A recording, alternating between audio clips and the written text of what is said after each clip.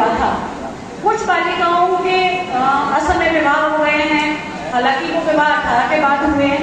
कुछ बालिकाओं ने पढ़ना छोड़ दिया है। इसके अलावा भी 69 बालिकाएं अभी ऐसी इस परिवेश में, पोरसा के परिवेश में निकली हैं जिनको शासन 2027 में 1 लाख रुपए की राशि देगा।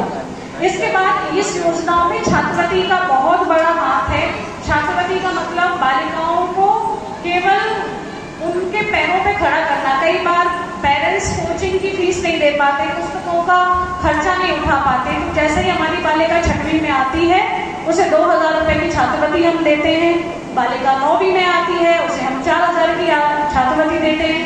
बालिका 11वीं में आती है 6000 की, और बालिका 12वीं में आती है तो उसे 6000 की छात्रवृत्ति। इससे बढ़ के शासन ने ये प्रयास किया है कि अगर कोई बालिका स्नातक पढ़ती है तो माता पिता पर बोझ नहीं होगी। स्नातक के प्रथम वर्ष में उसको 12,500 रुपए की राशि मिलेगी और स्नातक कंप्लीट करने पर उसे 12,500 रुपए की राशि मिलेगी। इस प्रकार 35,000 रुपए स्नातक प्राप्त करने तक हम उसे देते हैं। और अगर बालिका 12th पास कर लेती है, 21 वर्ष की आयु के बाद माता पिता उसका विवाह करते हैं, देन उसको 1 लाख रुपए की राशि शासन की तरफ से मिलती है। मैं फिर से बताना चाहूंगी, पोरसा में ऐसी 12,000 बालिकाओं का रजिस्ट्रेशन हम लोगों ने करवाया है जब से योजना शुरू हुई है।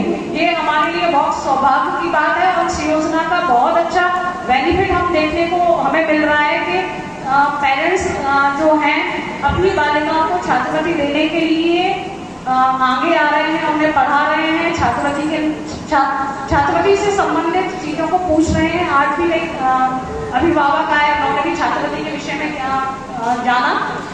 दूसरी योजना है प्रधानमंत्री मातृ वंदना योजना। ये महिलाओं के लिए योजना है।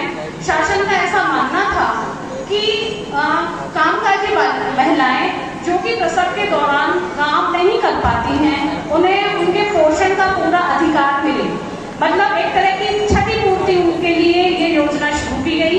ये योजना 2017 से शुरू हुई थी।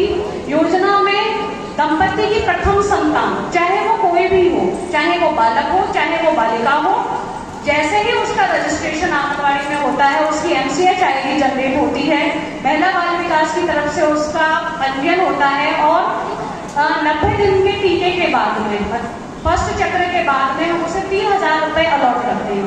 दूसरी बात, जैसे ही गर्भवती होती है और बच्चा जन्मता है, बच्चे का जब प्रथम चक्र का पूरा टीकाकरण हो जाता है, बच्चे के जन्म के 90 दिवस के बाद, उसके बाद हम 2000 रुपए की राशि देते हैं।